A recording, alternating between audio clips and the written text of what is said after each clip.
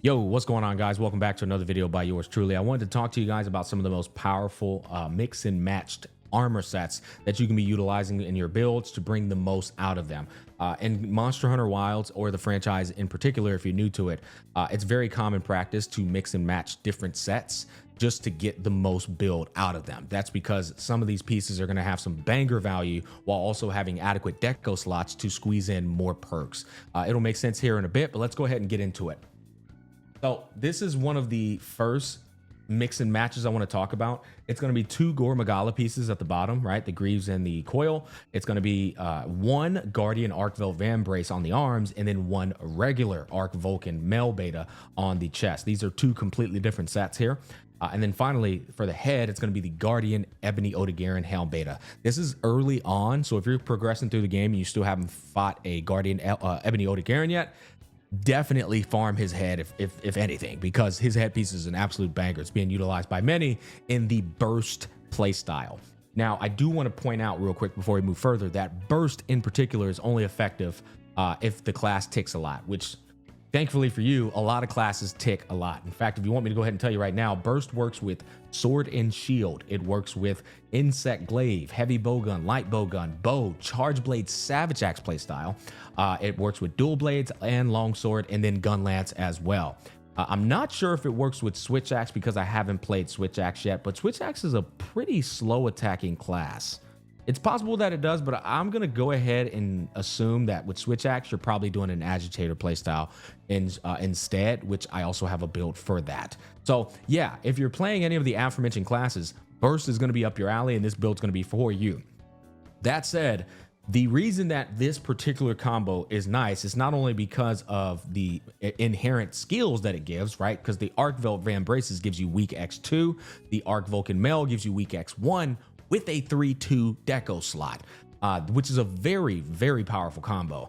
So that is one reason why this set is good, but then you get Gore Magala's legs and coil. The reason this set is good is literally because of its set passive. So the two-piece set passive infects you with Frenzy when against large monsters. If you watch my previous content, then you know what this is. But Frenzy is essentially going to infect you with some sort of virus. And then you counter that virus by building in antivirus, which is down there, and it's a level 3 deco. So you put 2 in here, and then the legs already give you 1 antivirus, right? So you only have to put 2 level 1 Sane Jewels. But essentially what this does, without yapping your ears off, is it gives you 25% crit chance, right? If you run the two Gore Magala Greaves and Coil, I hate those two words, waist and legs, that's the better way to put it, then you're going to put antivirus level 3 in there, and just know you're going to get 25% crit chance out of that, which is massive. You pair that up with weakness exploit level 5, you're now at a whopping 75% crit chance, not including crit that you already have on your weapon or crit that you might put in your build further. So 75% crit chance is really freaking hard to get at the beginning of a Monster Hunter game, but that's why weakness exploit has always been reigning champ in Monster Hunter, because it enables you to get up to 50% crit chance when attacking a weak and wounded part. But at the bare minimum, you're going to get a 30% crit chance when you attack weak parts, which you should only be attacking weak parts on monsters, never anything else, right? They're weak on the head, they're weak on the forearms, they're weak on the wings. You study their little large monster field guide, it'll tell you where they're weak at the most. That is where you should be attacking them anyways. So yeah, this set is a absolute banger. Now there is a little bit of caveat here, right? You got to have some decos. If you are rocking a chain charm, which is a burst charm, I have a burst level 2 charm, then the way you're going to set it up is you're going to do 2 tenderizers in the level 3 slots with just 1 burst down here. Doesn't matter how you do it. However, you can also mix match it. If you have a weakness exploit charm level 2, then you just vice versa swap it. 2 chains and 1 tenderizer. Other than that, you have 3 level 2 slots to which you could do Counter Strike, which a lot of people are loving because it's easily activated, and you get a massive attack boost from it. You get up to 25 attack boost while active. That's huge. Or what I like to do on certain classes is earplugs level 3. In this game, you only have to put in 3 levels of earplugs to get the maximum efficacy out of it. So you could do earplugs level 3, or you could do Counter Strike level 3 here. And then you're going to have a very well-rounded build. Now up here, depending on the weapon you're using, Generally, everyone's going for crit boost and whatever class specific perks they need for that class to function. So this is the first mix and match set. Now the next one is quite literally just one switch out. All you need to do is just switch out one piece.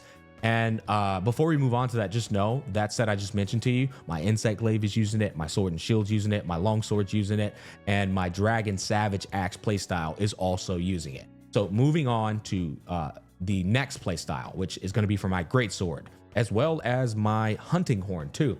This one, the only thing that changes on this one is the helmet and the talisman, and that's it.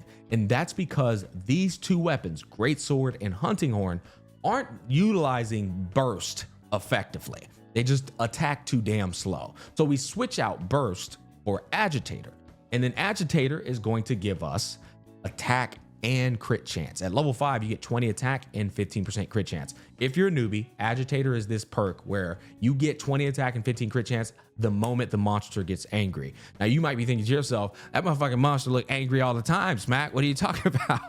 But there's an actual point of the fight where they really get pissed off, and it doesn't take much. After you do enough damage, they just get angry, and they pretty much stay angry. Well, it depends on how long your hunt is lasting, but basically agitator has a great amount of field activation. So you want to use agitator in placement of burst for the classes that are slower, essentially. Now, what is the setup? Exact same setup. The only difference is you're now rocking the Guardian Fulgur Anjanath Helm Beta. And that's because this bad boy gives you 2 agitators, which amounts to 2 level 3 deco slots and a level 2 deco slot. See, that's what Monster Hunter is all about. It's all about getting a good bang for your buck with that armor piece. If you got in the helmet a 2 level 3 slot in the inherent skill plus a level 2, that's really solid. Really solid. And that's how you're doing. You're just mix and matching. You're looking at these and you're going, okay, this is a pretty good trade value for what I'm rocking on my set. But we've already done the hard work for you guys, so you don't even have to do that. And then finally, the talisman down here, since you're not rocking burst, I go weakness exploit level 2. And then I just fill in the blanks on my decos, right? I fill in the blanks. So I have 3 challengers, which is agitator, 3 agitator decos in those level 3 slots, and then everything else is pretty much the same. Once again, if you don't want counter strike on your greatsword, you could also just opt out and go for earplugs. There's 3 level 2 deco slots for you to do that. So this is a build that I like using for greatsword and hunting horn and any classes that don't really utilize burst. And now I want to move on to the next set, which is going to be for the Gunlance. The Gunlance is actually quite a bit different because Gunlance doesn't care about crit striking. It doesn't, unless you're really playing some boring ass poke play style, because the poke does crit, right? But most people, you know, mayhem and shit. It doesn't, that shelling ignores crit strike chance.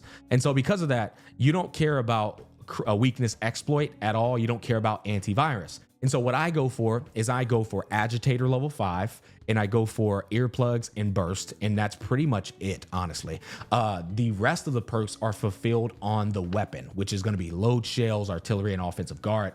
I am using Blongo Male. Now, this is one of the craziest sets in the game because the Blongo set is the monkey, is the ice monkey. You're going to fight him very early on. And that monkey has some cracked out decos for as early as you fight it. If you fight that monkey early on, bro, definitely craft his helmet and his chest.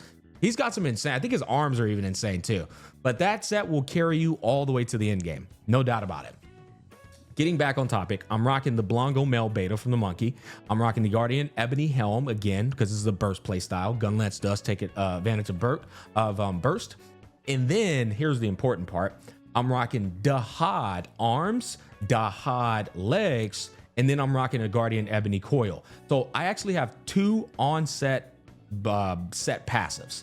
I'm using Odegaren's power, which is, it's going to give me a extended duration of my burst activation, plus some attack on top of that, which is okay. But then Dahad is giving me attack boost when I recover from a web status, a frostblight, if I'm being pinned, or a power clash, which you're going to power clash with classes like Lance, Gunlance, and Greatsword, and even Sword and Shield. Basically, any classes that can perfect guard, you can trigger a power clash. So I love this play style. I mean, this 2-piece setup because it allows me to take advantage of all those different perks while still achieving my Agitator, my Burst, my earplugs, my Counter-Strike level 2, and then, you know, so on and so forth. The rest is history. So those are the pieces that I pretty much recommend building. Now, there are other sets out there, but those sets in particular are going to enable you to cook effortlessly with almost all the weapon classes in the game. There might be like one weapon class that might need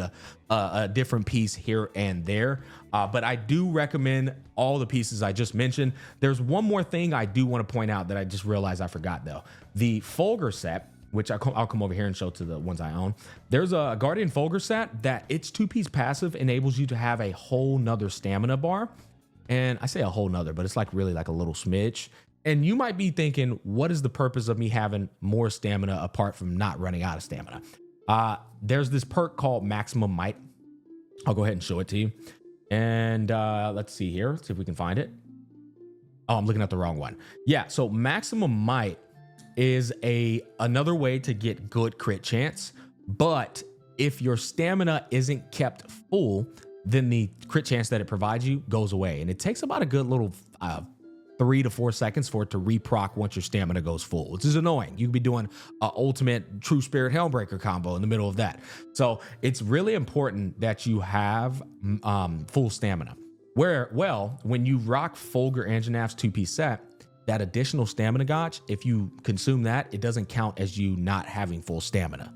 And so people will put 2 pieces of Fulgur on to ensure that they're keeping their stamina, quote unquote, full and maintaining that crit chance you get from Maximum Might. So that's something else that was worth mentioning as well. But yeah, those are all the pieces. Now I have set them up all so you can get a good look at them.